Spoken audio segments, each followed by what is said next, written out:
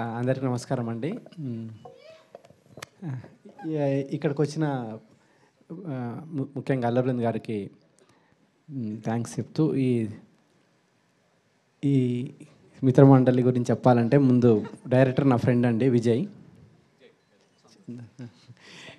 నా ఫ్రెండ్.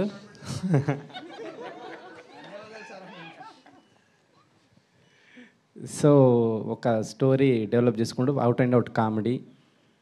డెఫినెట్గా ఇది డైలాగ్ రైటింగ్ అని చాలా క్రేజీగా ఉంటుంది రైటింగ్. డెఫినెట్గా మీరు ఫస్ట్ నుంచి లాస్ట్ వరకు థియేటర్లో ఎంజాయ్ చేస్తూనే ఉంటారు. సో ఈ సినిమా నేను కూడా చూద్దామని వెయిట్ చేస్తూ ఉన్నా థియేటర్లో. All the best.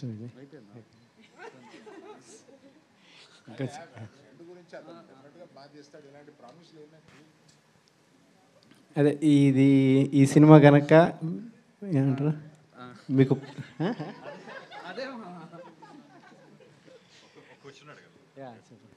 ఈసారి ఐపీఎల్లో గెలుస్తుందండి ఇండియా? డెఫినెట్గా ఈసారి ఐపీఎల్ ఇండియానే గెలుస్తుంది. సో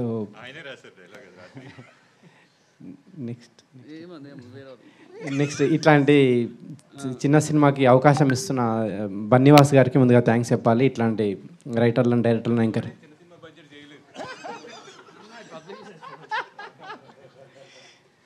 సో అనుకున్న దానికంటే తక్కువ బడ్జెట్లో ఫినిష్ చేసిండు విజయ్ సినిమా ఇది. సో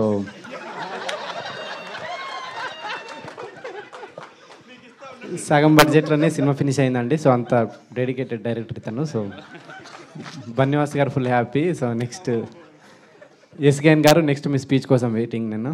ఓకే, మీకు కూడా ఒక క్వశ్చన్ ఉంది. సో టీజర్ చూసాక వచ్చిన గెస్ట్లని టీజర్ ఎట్లా అనిపించిందని ఒక డైలాగ్ రూపంలో, మీమ్ లాంగ్వేజ్ రూపంలో ఒక డైలాగ్ డెడికేట్ చేయాలి. సో టీజర్ చూసాక మీకు ఇప్పుడు ట్రెండ్ అవుతున్న మీమ్స్ ఉంటాయి కదా, సో అట్లా ఒక వర్డ్ చెప్పాలి. ఇప్పుడు నాకు అనిపించింది టీజర్ చూడంగానే కేసీపీడీ అని. సో మీకేం అనిపించింది చెప్పాలి అట్లా. మామనే మీమ్స్ క్రియేట్ చేస్తాడు, అర్థమవుతుంది. కాదు, ఆయన మైక్ కింద పెట్టేసి నేను మీమ్స్ ఫాలో అవ్వనని చెప్తున్నాను. సరే, మీమ్స్ ఫాలో అవ్వకపోయినా మన ట్రెండీ డైలాగ్స్ ఉంటాయి కదా మన హీరోస్వి. సో అట్లా టీజర్ చూసాక మీకు ఏ డైలాగ్ డెడికేట్ చేయాలనిపించిందో అది చెప్పండి. ఏంది ఒకసారి పడా ఏంది ఏదంటున్నావు? ఏం చిల్లరగా అల్లరా మీరా? అదే అదే. సో సరే, అదే గట్టిగా చెప్పండి పోనీ. స్పీచ్ ఫినిష్ చేసేస్తా. నెక్స్ట్ భాను గారికి, కళ్యాణ్ గారికి, నిన్న కలిసిన కొత్త ప్రొడ్యూసర్ ఇంకెవరండి, మీకండి, మీకు మీ అందరికీ ఈ సినిమా పెద్ద హిట్ కావాలని కోరుకుంటున్నాను నేను. తర్వాత ఈ ఆర్టిస్ట్ విషయానికి వస్తే దర్శి డిఫరెంట్ సినిమాలు చేస్తూ